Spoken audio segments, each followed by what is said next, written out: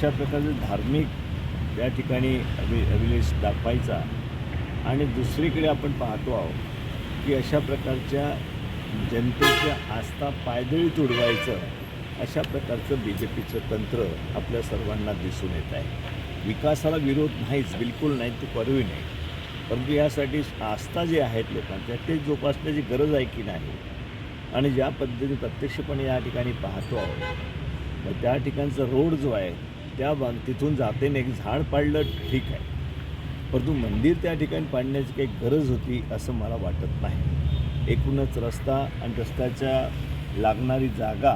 किंवा जेवढी जागा त्या हायवेला लागत आहे तेवढी जागा त्या ठिकाणी सहज सुटत होती, परंतु मंदिर कुठेतरी पाडायचं आणि ते काय आपल्या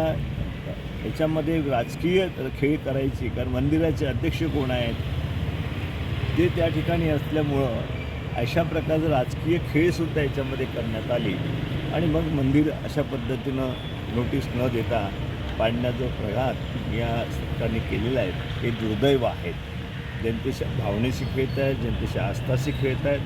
म्हणून अशा प्रकारचं जे झालेलं आहे कृत्य हे उघड आहेत आणि जे जबाबदार असतील याला पूर्णपणे सरकारने याचं लक्षात घ्यावं, त्यांनी तपासही करावा की किती फुटाची जागा हायवेकरता पाहिजे होती। त्याला आमचा विरोध नाही आहे, विकासाला विरोध नाही आहे, परंतु त्यापेक्षा अधिक जागा असतानाही त्या ठिकाणचं मंदिर अशा प्रकारे उद्ध्वस्त करणं हे दुर्दैव आहे। सर